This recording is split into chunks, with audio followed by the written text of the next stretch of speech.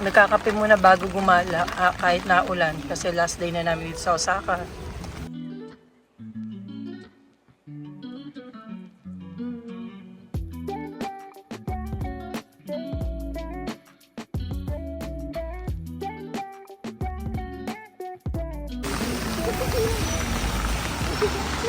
One hour later. Stormy day here in Osaka, going to Kobe, third and last day.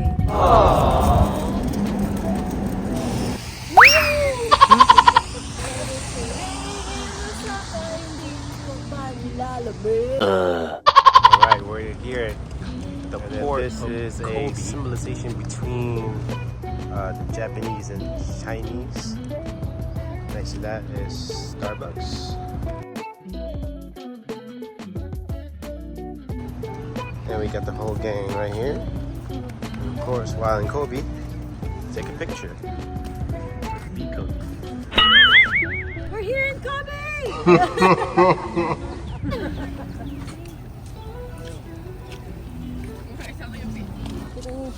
What? Sa kanila yan.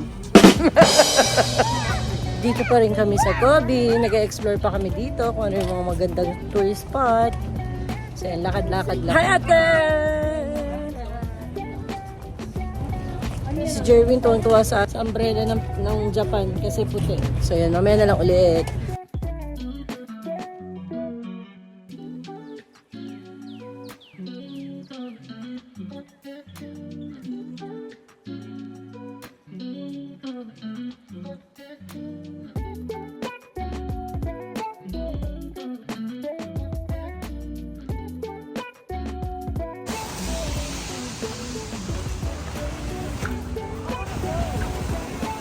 Dito kami ngayon sa mga souvenirs. So yan, sila nagtitingin-tingin. Here, Osaka.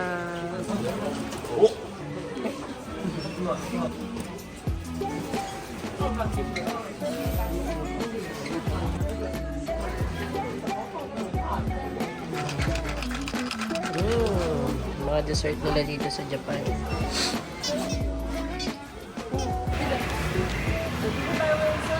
Tempura! Ang tempura. Sushi.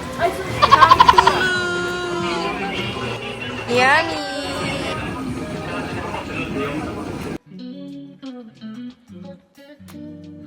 Ulan dito ngayon.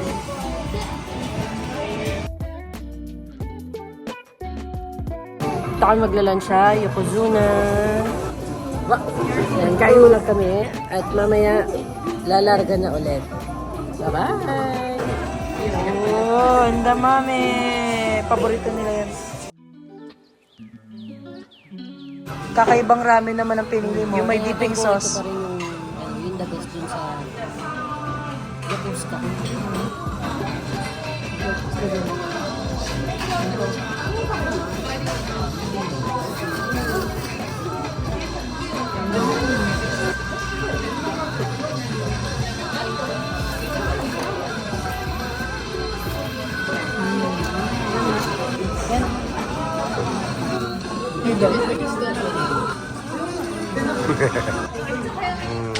Say taba ching ching na kami.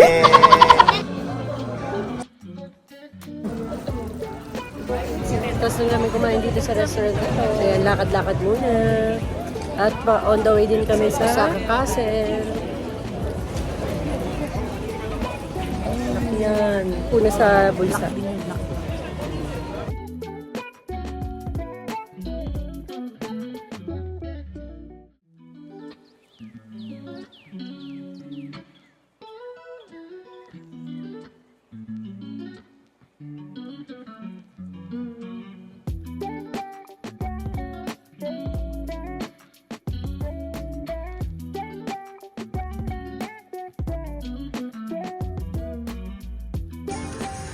Ano yung sombrero?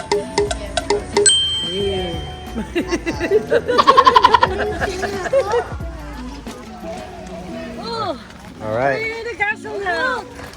What castle is it? So what castle? Osaka Castle. Right, here we are.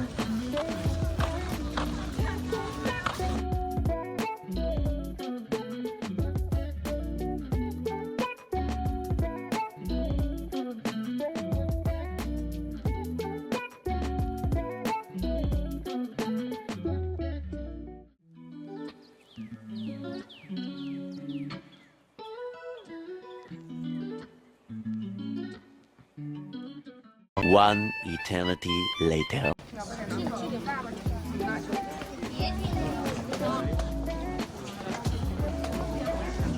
Starbucks. Right there.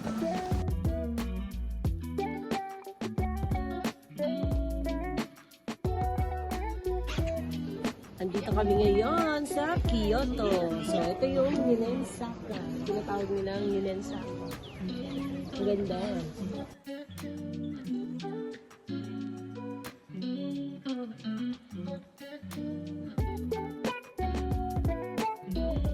We like this one. Sold out? Raspberry and chocolate. So apparently most of these are sold out. I think the mini ones, but the more colorful ones here. And we got cookie croissants to share.